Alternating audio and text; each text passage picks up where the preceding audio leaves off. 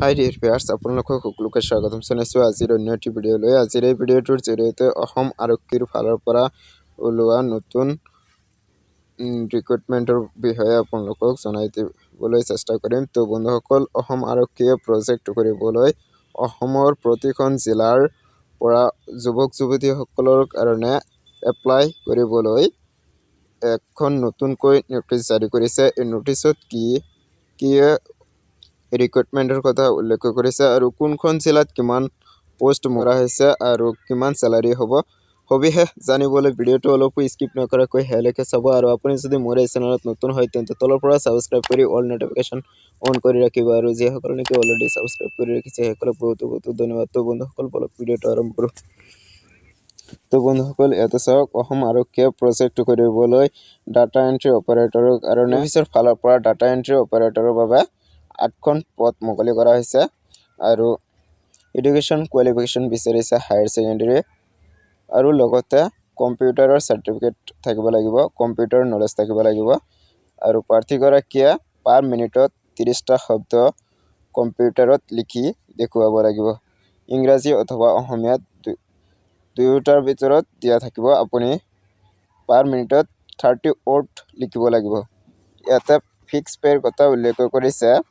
Minimum 20,000 হ'ব per month আৰু annual ইনক্ৰিজমেণ্ট হ'ব পাৰে 3%লৈকে, 3% বৃদ্ধি হ'ব পাৰে পাৰ বছৰত, প্ৰতি বছৰত 3% চেলাৰী বৃদ্ধি কৰিব পাৰে। ইয়াতে এজ লিমিটৰ কথা উল্লেখ কৰিছে। ইয়াতে মিনিমাম এজ 18লৈকে, আৰু মেক্সিমাম এজ 40 ইয়াৰ্ছ হ'ব লাগিব। আৰু ইয়াতে এপ্লিকেশ্যনৰ আৰম্ভ হৈ গৈছে 2 তাৰিখ, আজি অৰ্থাৎ আজি 2 ডিচেম্বৰৰ পৰা 16 ডিচেম্বৰ হৈছে এপ্লিকেশ্যনৰ লাষ্ট ডেট। আবেদনৰ লাষ্ট ডেট হৈছে 16 ডিচেম্বৰ। তো আপোনালোকে জলদি আবেদন কৰিব যদি আবেদন কৰিব বিচাৰে। তো ইয়াতে আৰু এটা কথা উল্লেখ কৰিছে, ইয়াৰ ফাইনেল ৰিজাল্ট হ'ব 30 ডিচেম্বৰত ৰিজাল্ট হ'ব। গোৱালপাৰা SP অফিচৰ ফালৰ পৰা 12টা অপাৰেটৰৰ পদ মুকলি কৰা হৈছে। এডুকেশ্যন কোৱালিফিকেশ্যন ছেম হ'ব আৰু pay scale, fixed pay scale same হ'ব, একেধৰণৰ হ'ব। ওদালগুৰি SP অফিচৰ ফালৰ পৰা 11টা পোষ্ট মুকলি কৰা হৈছে ডাটা এণ্ট্ৰি অপাৰেটৰৰ কাৰণে।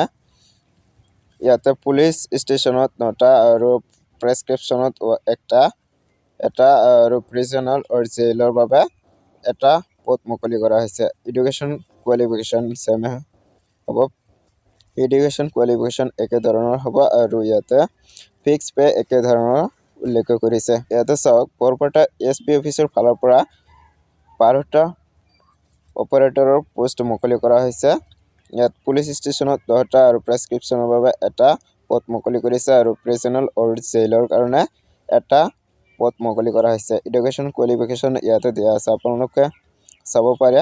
আপোনালোকৰ সুবিধাৰ্থে মই ভিডিঅ'ৰ ডেছক্ৰিপশ্যন বক্সত লিংকটো দি ৰাখিম। আপোনালোকে যিকোনো ডিষ্ট্ৰিক্টৰ এই টাইম টেবুলসমূহ আৰু পোষ্টসমূহ, ফিক্স পে কেইটা পোষ্ট মুকলি কৰা হৈছে সম্পূৰ্ণ ডিটেইলছ চাব পাৰিব। ডেছক্ৰিপশ্যন বক্সত ক্লিক কৰিলে ডাইৰেক্ট ইয়াতে আহি চাব পাৰিব। তো বন্ধুসকল, আপোনালোকে যদি বিচাৰে তেন্তেহ'লে ষ্টেণ্ডাৰ্ড ফৰ্মখন ভিডিঅ'ৰ ডেছক্ৰিপশ্যন বক্সত লিংকটো দি ৰাখিম। আপোনালোকে এই ফৰ্মখন তাৰ পৰা ডাউনলোড কৰি ফিল আপ কৰিব পাৰিব, অথবা আপুনি আপোনাৰ জিলাৰ SP অফিচৰ ফালৰ পৰা এই ফৰ্মখন ল'ব পাৰিব।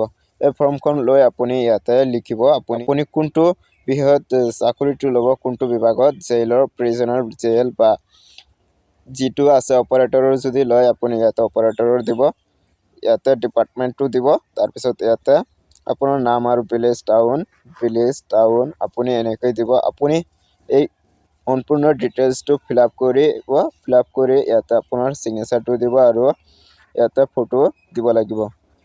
তো বন্ধুসকল, সম্পূৰ্ণ ডিটেইলছ ফিল আপ কৰি লৈ আপোনালোকৰ অৰিজিনেল চাৰ্টিফিকেটসমূহ ইয়াৰ লগত এই ফৰ্মৰ লগত এনক্ল'জ কৰি দিব, অৰ্থাৎ গাঁঠি লৈ আপোনাৰ SP অফিচত জমা দিব লাগিব।